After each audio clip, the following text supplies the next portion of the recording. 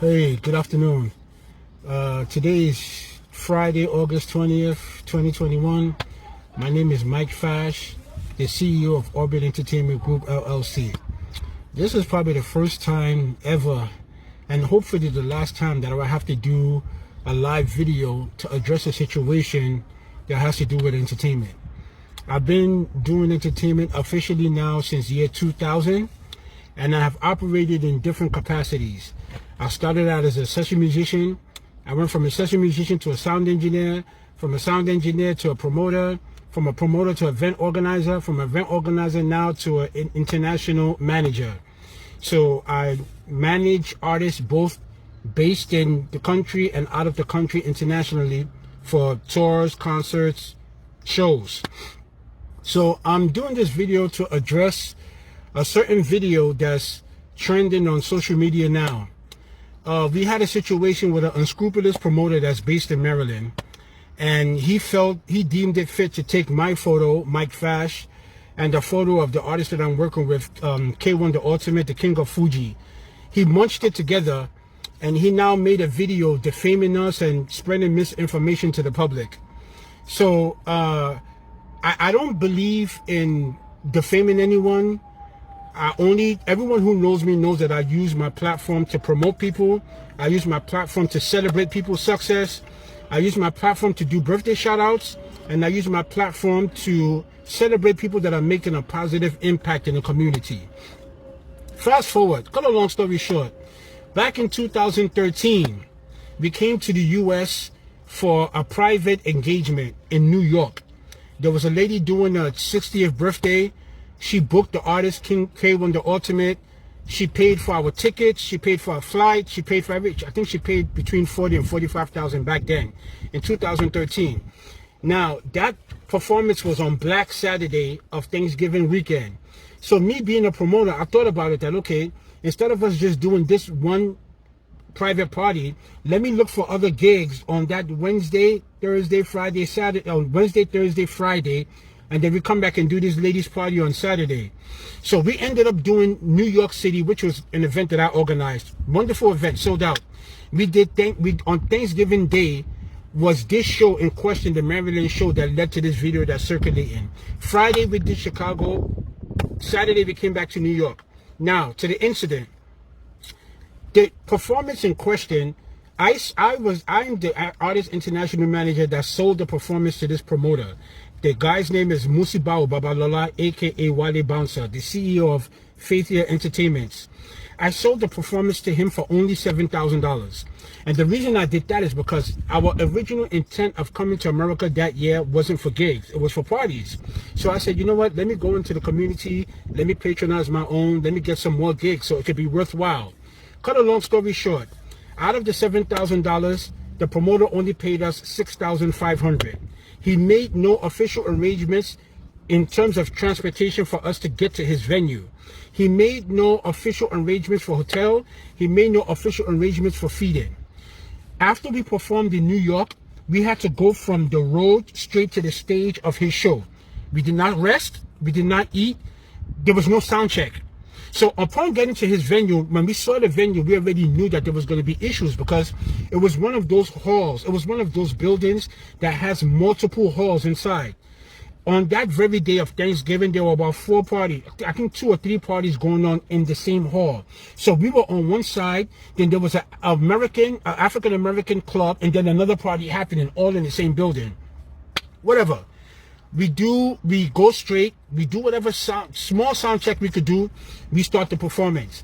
The way we operate as a Fuji band is the artist will first come up, he will sing songs from his archive. He does his concert performance, he entertains the crowd for about an hour and 30 minutes. Then after that, we open the stage and we allow our guests and patrons to come on the stage. Some of them appreciate us, some of them make song requests. So the artist we got to the venue, and it was actually, to be honest, it was actually a good show in the beginning because it was about 200 to 300 people that day on Thanksgiving Thursday. So the artist already passed the aspect of him singing his concert performance. We already opened the stage. People are coming out, people dancing, people spraying money, people appreciating us. So as the music is going on, I'm on the side of the venue. we just hear the mic drop. Bah. We hear the band playing, but we don't hear anyone singing. So I'm like, what? So I try to get up to see what's going on. And at the time that this is happening, all of our face in the hall, all of us are feeling our faces burn. No one understood what was going on until I walked to the stage and I seen the artist holding his neck. Elijah, what happened? He's just coughing, about to collapse. So I had to grab him, like, take it easy. What happened? Mike, can't you see? So he's coughing. So we have to take him to the side of the stage to get, situation under control. We told the band to continue playing because we didn't want anyone to realize what was going on. But in looking to the crowd, you could see the redness on everyone's face. Everyone's face was literally burning in the hall. So as we try to open the door of that hall so that we could take the artists outside to get fresh air, we see like 100 police running to the building. So what apparently happened is that the American club on the side, there was a fight. There was about 2 fights there. So in order for the police to get control of the situation, the police had to spray pepper spray, tear gas. I think it was tear gas because it was burning everyone's face. So here they sprayed tear gas and pepper spray into the vicinity. Some of that tear gas got into the vents of the ceiling, so it got to our side. So. And I know that the people that were dancing, the people that were inside the hall on our side, they felt it too. But people were looking at it like, oh man, this is a nice show. The music is good. The groove is crazy. Everyone is enjoying it. So no one really paid attention to it until the artist started suffering from the attack of that pepper spray. So we managed to get the artist under control. That just take it easy. I had to go back to Percy. Percy Ademakun was his manager then. I had to go back to Percy and ask him, okay, Percy, what do we do in this situation? The artist cannot continue performing. So we now see the artist walking back to the stage. He tells the band to stop. The band stops. He takes the microphone and he says, in as much as I love the Maryland crowd, you guys are always there for me and I appreciate you. He then goes on to say that, as he's speaking, he goes on to say that, you guys look, he pulls up his shirt. He shows people the marks of the blade. The artist had 3 surgeries. He had 2 lung surgeries in 2009 in Canada.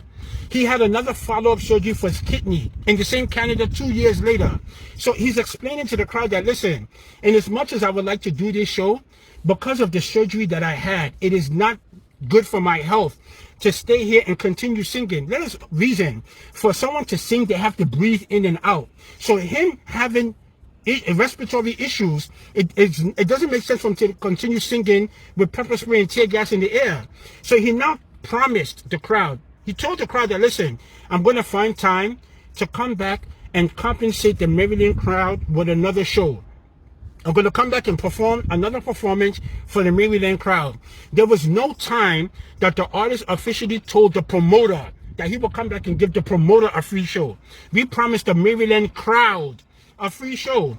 Now, fast forward between 2013 and 2015, we came to America twice. Every time that we tried to come to America to perform in Maryland, we would end up performing in every city and not going to Maryland. Why? Because this same unscrupulous promoter will get on the phone and threaten anyone that wants to do the show. So after 2 years of trying to come to America, and we see that, why don't we go to Maryland? I now took it upon myself that, you know what, this doesn't make any sense. I'm a promoter myself. I took money, my own personal money. I booked a venue down in Maryland, which is the Hampton Conference Center. I still have the flyer of that venue on my Facebook. I booked sound. The sound company was Samuel Aina, a very good guy, very clean sound. I booked the transportation and I booked the hall that the whole band stayed in. Now, the same thing that this promoter is doing now is what he did then. He got on his phone and he started calling people up that, listen, don't go to that show. There's going to be a fight. I'm going to come and kill everyone. I'm going to mess the show up. There's going to be raucous. It's going to be hectic. Okay. Unfortunately, then, 2 days before the show, that show was on a Friday. 3 days before that show is when my younger brother, Isaac Fash, that was when he passed away. So there was so much commotion going on then. I had to deal with my brother's death and I had to deal with this guy trying to sabotage our Maryland show. Cut a long story short, after bad mouthing the show, and trying to tarnish the show, he himself comes to the show. The week of that show, I took a book of tickets, 100 tickets, at the rate of $50 each, and I passed it on to him that, listen, Bouncer, Wale Bouncer, this is 100 tickets as compensation for your show in 2013 that we weren't able to finish. That's $5,000 worth of tickets. After this $5,000, we don't owe you anything anymore. He took the tickets. Guess what? The majority of the people that came into that show for that 2015 came in that show through the tickets he sold. So it still was a loss on our side, but in order for the artist to fulfill his promise to the crowd, we still did the show. We got it over with. That was 2015. Fast forward, we in 2021, bro. We are about to embark on an 18-city North American tour. This guy is getting up again and saying that, oh, he made a video saying that, oh, we still have to compensate him. We owe him money. He wants his money back. I'm like, bro, which money? How many times do you want us to compensate you for the same show that you did in 2013 that was your fault? In the first place, for the show that you did not refund tickets to the guests that were at that show. There was between 200 and 300 people at that show on a Thursday. You did not refund the tickets to those people. You sold drinks at your show. The performance in question that we did, you took the video and you sold it to Eruawa Films and Records in Nigeria. You did not give us anything. And we didn't fight you about paying all dues. After fulfilling all righteousness, you're saying that we still owe you. That's number one. Number two, I want to make it clear to both this promoter and any other promoter henceforth that wants to book us. Number one, the artist in question is a brand. He's not an individual. He's an organization. He has a chain of command in his organization. You understand? I'm his international manager. I manage and control all his business outside of Nigeria. This includes Canada. It includes North America. It includes London. It includes Europe. Now, as his representative, I'm here to defend his interest. I have his power of attorney. It's stated there in the contract. I can choose whatever promoter I think will add value to our organization. You understand? So I'm saying this because the artist in question never uses his hand to collect money from anyone. He has a representative that does that on his behalf.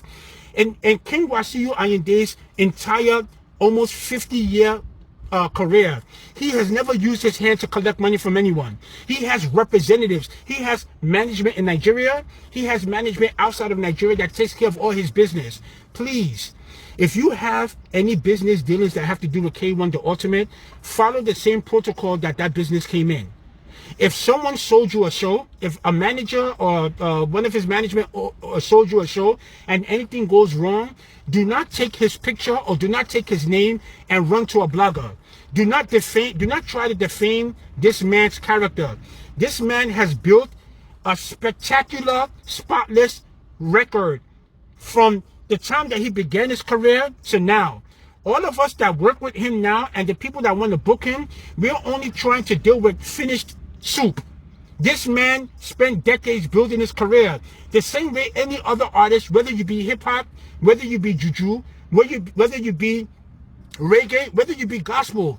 In fairness to these people spend years to build their career. We as promoters, as international managers, as whatever you have we just come to work with what they already have established.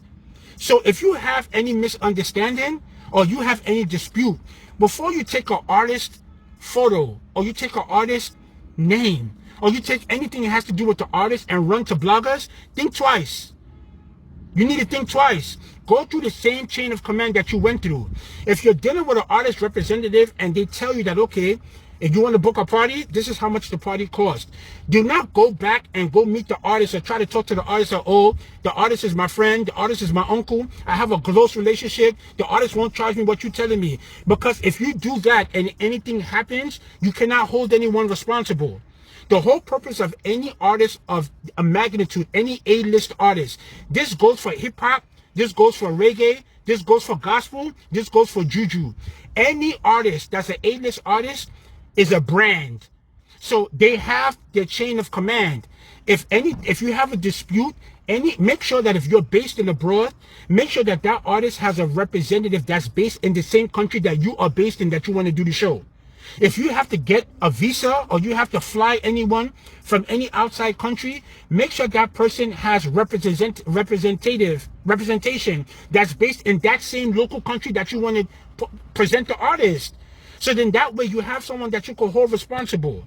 Now, I'm saying this publicly to let the whole public know that besides that one show in 2013 that we had with Musibao Babalola, aka Wale Bouncer, aka the CEO of Faith Entertainment, we have no other business dealings or side dealings with him.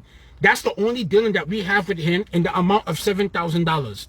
Now, I'm making a public announcement. In addition to the book of 100 tickets that I gave him at the rate of $50 each, that's a booklet of $5,000. I'm taking it upon myself. I would give him extra $2,000 cash to add to that $5,000 to make a total of $7,000, which is the original amount that I charged him then. Remember, we came to do the show. The story that he's circulating is that we collected his money and we never did the show. We came to do the show. In the midst of us performing, the police came and they scattered the whole crowd and asked everyone to leave. Wale Bouncer never refunded people's tickets. Wale Bouncer sold drinks for his show. Wale Bouncer sold the video to his show. He didn't give us anything. So technically, we don't owe him anything. But in order for him to know that we want him to succeed, we want him to eat, but just not at our table. We wish him well in all his pursuits. I personally wish him success in everything that he does. I'm sure after watching this video and after watching the video that he used to blog me and K1 The Ultimate, there's several Fuji artists, there's several gospel artists, there's several hip-hop artists that would be happy to work with him. But as for us, K1 The Ultimate Organization, Orbit Entertainment Group LLC, and Mike Fash, henceforth, we will not be doing any business in any shape or form with Wale Bouncer, with Faith Entertainment, or with Musibao Babalola. I just got to clear the air and let this be known to the public as I am. I'm not tagging any blogger in this video. I'm only going to tag two people, which is the same two people that this video has to do with. This video has to do with me, Mike Fash. It has to do with the artist, K1 The Ultimate, and it has to do with Wale Bouncer. Those are the only three people that I'm going to tag in the video. I don't believe in defaming anyone's character. I would never use my platform to diminish or tarnish anyone's image. I'm not delighted in people's demise. I do not celebrate people's downfall. So I'm not out here to mess up anyone's name. I'm not out here to blog anyone. I'm for peace. So like I said again, in addition to the book of 100 tickets that I gave Wale Bouncer for that show in 2013, I gave him the book of tickets in 2015 at a rate of $5,000. I'm going to add $2 more thousand to that, making $7,000. So peace can reign. We want him to succeed. We also want to succeed. I know what it means to survive in this country abroad, and I know what it means to have to run a business that's community based. I'm pro community. Before I go to anyone, I'll first go to my own in my community and I'll patronize them. But if this is what patronizing my community is going to cause, then we're going to have a lot of issues. We won't be able to go forward. Moving forward, we will be coming to North America to embark on an 18-city tour with K1 The Ultimate. The name of the tour is Adeorio King Unleashed 2021. I will be releasing another video soon to mention the name of the cities, to mention the name of the promoters, and we'll see you then. Peace.